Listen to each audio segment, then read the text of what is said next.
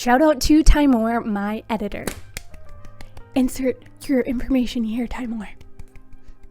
If you are a YouTuber or an aspiring YouTuber, I have to say to you that you must hire an editor as soon as you can, even if you're not making any money from YouTube. If you have the means to hire an editor, and by means I mean like around $15 US per video, I would highly recommend it. It helps so much with consistency. If you have big goals and you know that you want to be a YouTuber and that you are planning on posting videos consistently and all of this, I would highly recommend investing in one. It has saved me so much time. I mean like 40 hours, like a full-time job a week kind of time, okay? And it is so worth it. The growth that you can see from your channel from being consistent is immense. Like you will only see growth from being consistent. An editor helps you to be consistent. Stick around in this video if you want to hear all about my editing process, how I found my editor, where you can find them, how much you can expect to pay for an editor, and how you can form a really good relationship with an editor that is long-term and extremely valuable for him or her or them and yourself. Hi, my name is Chelsea Ram. If you are new here, I am a law school graduate. I have multiple online businesses and multiple online courses for people trying to start online businesses of their own. On this channel, we talk all things productivity and well-being. So if that interests you, stick around. Please subscribe. We post twice a week, specifically on Mindful Mondays and Focus Fridays. Without further ado, let's get right into this video. Okay, this video will be split into 3 short parts.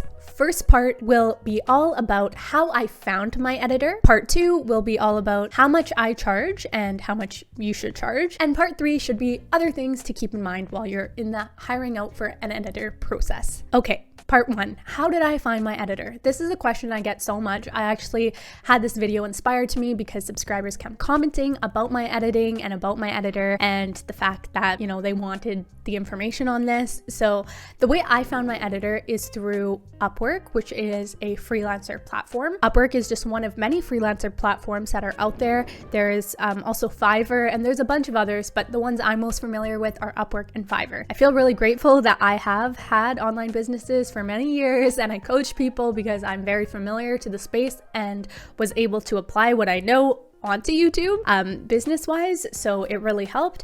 Anyways, all I did was go onto Upwork, go there, make an account. It'll take less than a couple minutes, and I posted a job posting. I was very clear of what I was looking for. I said, you know, I am an aspiring YouTuber. I linked a few different channels that were resonating with me that I eventually wanted to be like or come across as, and I linked some of my old videos, and I said, you know, I'm looking for an editor that has a quick turnaround time. I was looking for someone that would be able to have 2 videos edited for me. I gave a budget. I gave, you know, a full job description as if you were creating a job description. Just be very transparent. Also start with what your mission is. If you're applying to a job, yes, you would know what the job role is, but you would also know kind of about the company, what the company stands for. And in my opinion, there's 2 different types of YouTubers in my mind.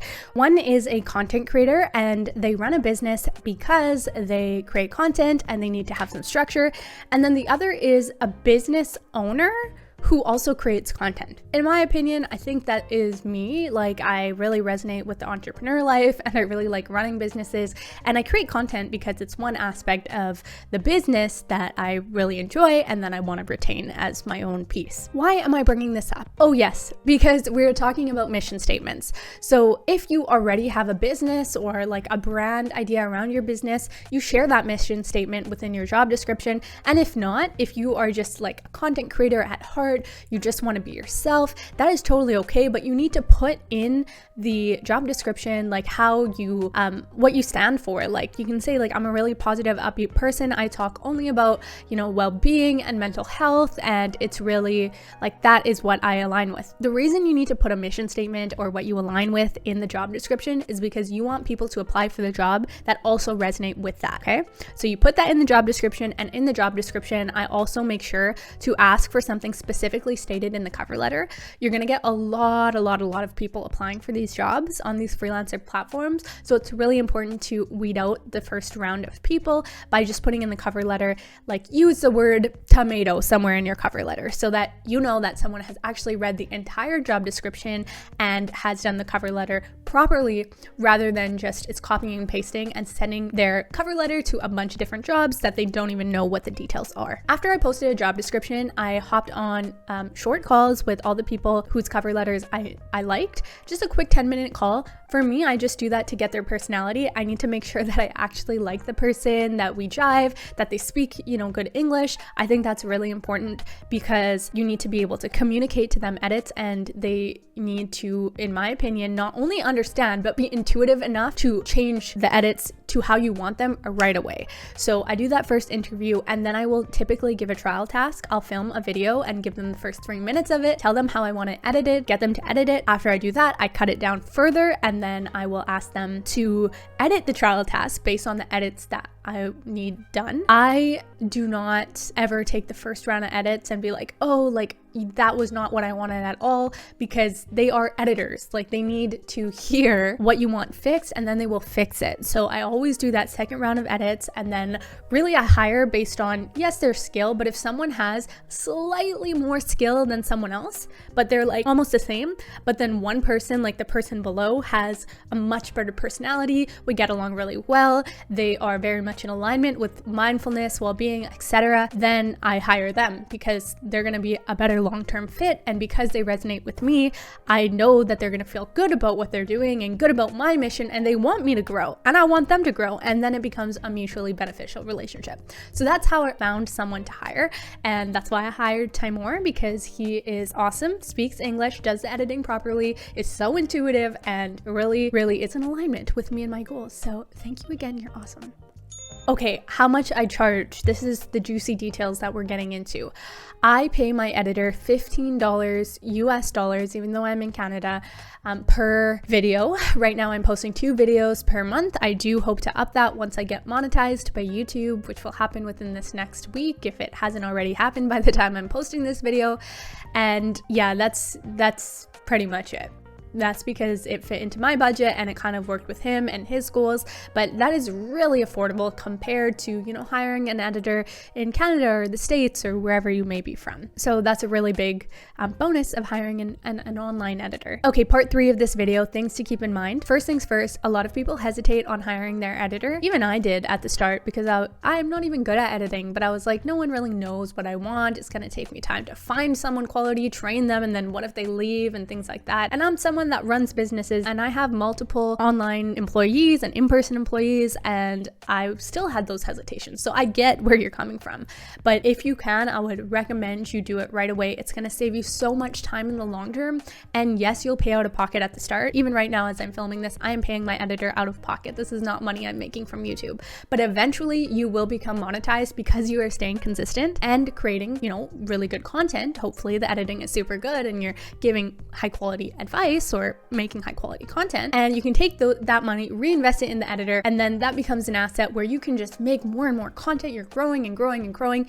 It is worth it in the end. And if you're spending 20 hours, for example, editing a video, and you're paying someone $15 an hour to do that whole video for you, think about what your time is worth per hour. Is it worth your time even to spend 20 hours editing a video? You gotta ask yourself that. Another thing to keep in mind is that you might have this idea of like an editor that you would want them to make everything super perfect. There should be so much animation, like so many cool edits, like constantly there's movement, retaining people throughout the entire video, and that's awesome.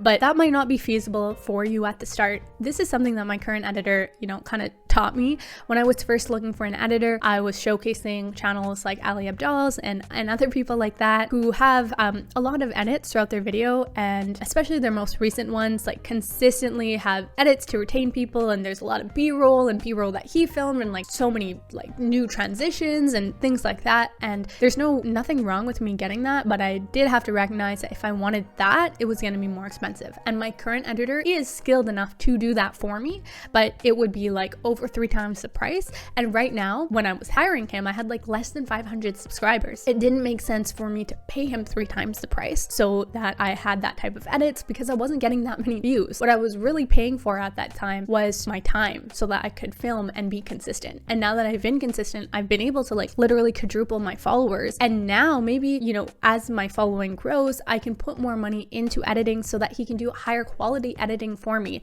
But just keep in mind that when you start with an editor, you don't necessarily need them to do all that you can do. And you need to find a balance between how much money you want to put into it and what you want to get out of it. And if it's worthwhile for you to have extremely amazing edits right now, if no one's watching your content, but eventually they will. So that's it for this video. I really hope you enjoyed this. If you like this video, I would highly recommend checking out the last video that I posted if you have not already. It's about how I went from 500 to 2,000 subscribers. It talks about consistency and all the other tactics I use in there, and also heavily focuses on my editor and how he helped me to get there as well. So thank you for watching this far. Subscribe for more content just like this. I will see you next week. Have a wonderful day. Have a beautiful day filled with so much love, so much abundance, so much light. I'm so grateful for you. Have a great day. I will see you soon. Bye, guys.